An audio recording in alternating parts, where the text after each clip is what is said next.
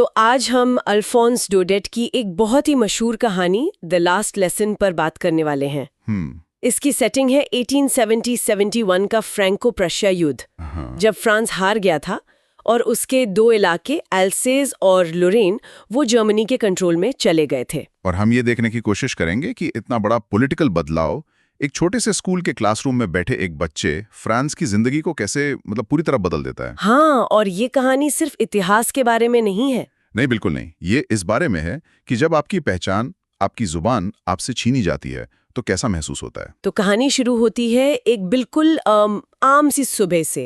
एक छोटा लड़का है फ्रांस जो स्कूल के लिए लेट हो गया है, हमेशा की तरह। हाँ, और उसे अपने टीचर एम हैमिल से बहुत डर लग रहा है क्योंकि उसे पार्टिसिपल्स का लेसन सुनाना है और उसे उसका कह सकते हैं एक शब्द भी नहीं आता। और वो सोचता भी है कि स्कूल बंक कर दूं, बाहर मौसम इतना अच्छा है, चिड़ियां चहक रही हैं। लेकिन उसी सीन में बैकग्राउंड में प्रशियन सैनिक ड्रिल कर रहे हैं। तो लेखक ने पहली ही लाइन से कॉन्ट्रास्ट बना दिया है, एक बच्चे की मासूम दुनिया और उस पर मंडराता हुआ कब्जे का साया। सही बात है।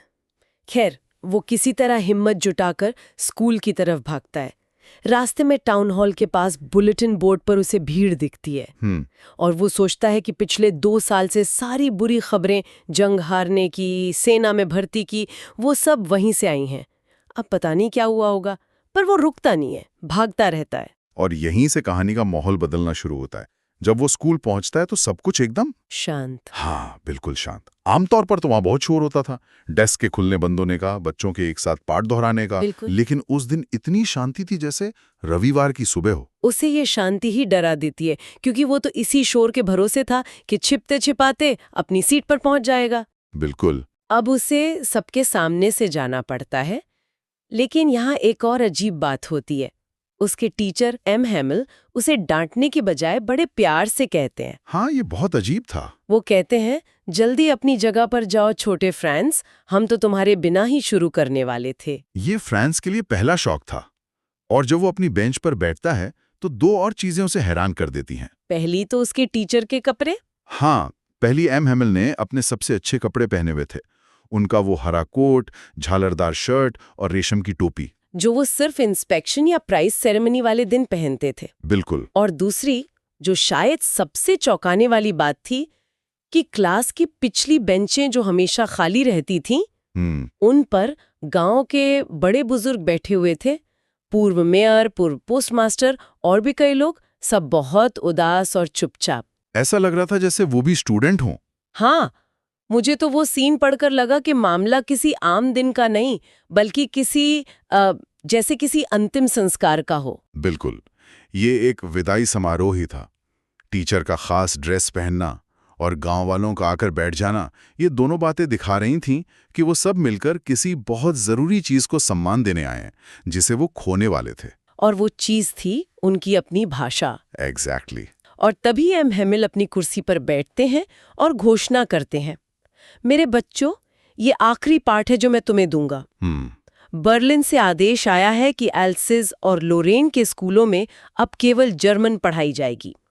तुम्हारा नया मास्टर कल आ जाएगा, ये तुम्हारा आखिरी फ्रेंच पाठ है। और फ्रांस के लिए ये शब्द एक वज्रपात की तरह थे, जैसे उस पर बिजली गिर गई हो। हाँ, उसे फौरन समझ आ गया कि टाउन हॉल के बुलेटिन बोर्ड पर यही खबर थी। और अचानक, एक पल में उसका पूरा नजरिया बदल जाता है। हाँ, जिन किताबों को वो थोड़ी देर पहले एक बोझ समझ रहा था, वो अब उसे पुराने दोस्त लगने लगती हैं। सही है। अपने टीचर एम हैमिल, जो उसे हमेशा बड़े सख्त और सनकी लगते थे, उनके लिए उसके मन में हमदर्दी आ जाती है।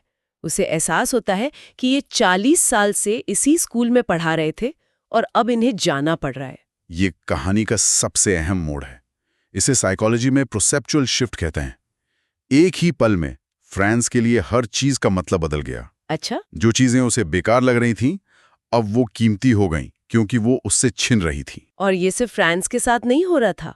गांव के वो बुजुर्ग जो पीछे बैठे थे, वो भी इसीलिए आए थे। हाँ, वो भी इसी पछतावे में थे कि उन्होंने अपनी भाषा को कभी गंभीरता से क्यों नहीं लिया। और ये पछतावा तब और गहरा हो जाता है जब फ्रांस की पार्टिसिपल सुनाने की बारी आती है। जाहिर है वो कुछ बोल नहीं पाता। नहीं, वो पहले ही शब्द पर अटक जाता है और शर्म से सिर झुकाकर खड़ा हो जाता है।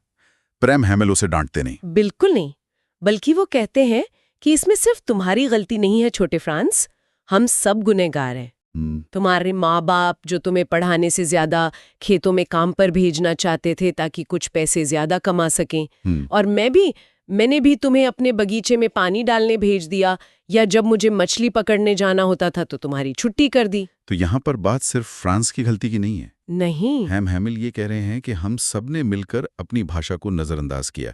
ये एक तरह का कलेक्टिव गिल्ट है। हाँ, एक सामूहिक अपराध बोध जिसका एहसास अब सबको हो रहा है जब बहुत देर हो चुकी है। सही। और इसी गिल्ट से निकलकर एम हैमिल फ्रेंच भाषा की तारीफ में एक स्पीच देते हैं। वो कहते हैं कि ये दुनिया की सबसे खूबसूरत, सबसे साफ और सबसे लॉजिकल भाषा है।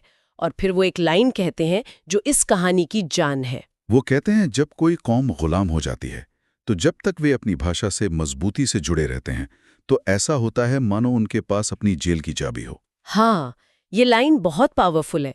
इसका असल में क्या मतलब है? इसका मतलब है कि भाषा सिर्फ बातचीत का जरिया नहीं है, वो आपकी पहचान है, आपका इतिहास है, आपकी संस्कृति की तिजोरी है। ओके। एक हमलावर आपकी जमीन छीन सकता है, आपकी सरकार बदल सकता है, लेकिन आपकी जुबान छीनना बहुत मुश्किल है। अगर लोग अपनी भाषा को जिंदा रखते हैं तो वो अपनी पहचान को जिंदा रखते हैं। ये एक तरह का कल्चरल रेजिस्टेंस है। यानी भाषा आजादी की उम्मीद को जिंदा रखती है। हाँ, बिल्कुल। और ये सिर्फ कहानी में नहीं है। आप दुनिया भर में भाषाई आंदोलनों को देखें, भाषा हमेशा राजनीतिक प्रतिरोध का एक बड़ा हथियार बनती है।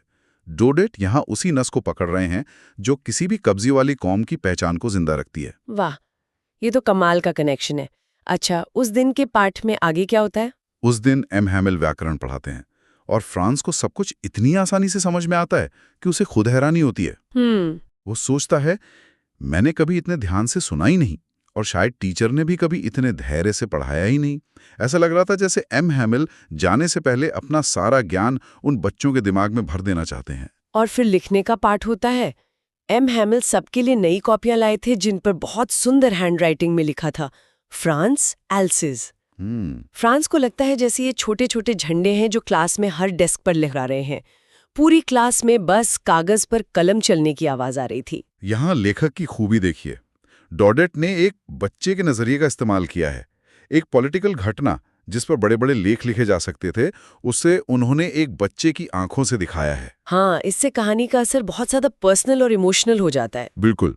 हम जंग के मैदान में नहीं हैं, हम एक बच्चे के दिमाग में हैं जो अपनी दुनिया को बिखरते हुए देख रहा है। और इसी शांत माहौल में फ्रांस को छत पर कबूतरों की गुटर गूंज सुनाई देती है, और वो अपने आप से एक बहुत ही मासूम सा सवाल पूछता है। हाँ, क्या वे कबूतरों को भी जर्मन में गाने के लिए मजबूर करेंगे? मुझे लगता है ये सवाल पूरी कहानी का सार है। आप इंसान पर तो कानून थोप सकते हैं, पर प्रकृति का क्या? ये एक बच्चे का सवाल है, लेकिन ये बहुत गहरा फिलोसॉफिकल सवाल है। ये सत्ता की हदों पर एक कमेंट है। सही है। एक कब्जा करने वाली ताकत क्या क्या बदल सकती है? वो स्कूल की भाषा बदल सकती है, सड़कों के नाम बदल सकती है, लेकिन क्या वो हवा का रुख बदल सकती है?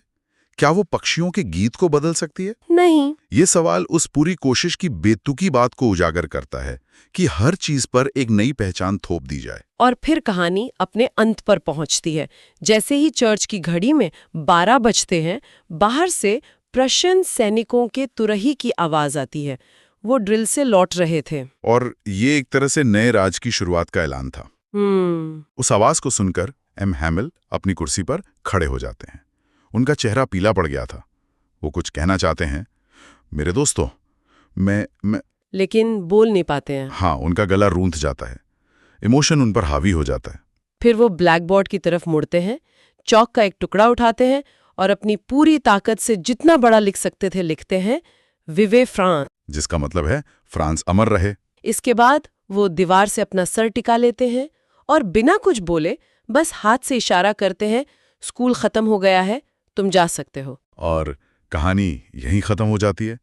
अंत में शब्द नहीं है, सिर्फ एक एक्शन है। हाँ, जो बात एम हैमिल बोल नहीं पाए उसे उन्होंने लिख दिया। ब्लैकबोर्ड पर लिखे वो 2 शब्द एक भाषण से ज्यादा पावरफुल हैं। वो उनकी वसीयत हैं। उनका आखिरी सबक पार्टिसिपल्स के बारे में नहीं था। नहीं, बिल्कुल नहीं। वो अपनी पहचान पर गर्व करने, नुकसान के सामने हिम्मत ना हारने और देशभक्ति के बारे में था। तो द लास्ट लेसन हमें ये दिखाती है कि कैसे युद्ध और कब्जे जैसी बड़ी बड़ी राजनीतिक घटनाएं एक आम इंसान, एक बच्चे की जिंदगी पर सीधा असर डालती हैं। बिल्कुल। और ये हमें बताती है कि हम अक्सर अपनी भाषा, अपनी संस्कृति जैसी चीजों की कद्र तब करते हैं जब वो हमसे छीनने वाली होती हैं। बिल्कुल। ये कहानी पछतावे पर खत्म होती है कि समय रहते सीखा नहीं गया, समय रहते महत्व नहीं दिया गया, लेकिन ये सोचने के लिए एक जरूरी सवाल भी छोड़ जाती है। क्या कहानी तो स्कूल की छुट्टी पर खत्म हो जाती है, पर उस भाषाई समुदाय का उस शुरुआती झटके के बाद क्या होता है? वो उस दुनिया में कैसे आगे बढ़ते हैं जहां उनकी अपनी जुबान को दबाया जा रहा है? पहचान और संस्कृति के लिए असली संघर्ष तो अगले दिन से शुरू होता है।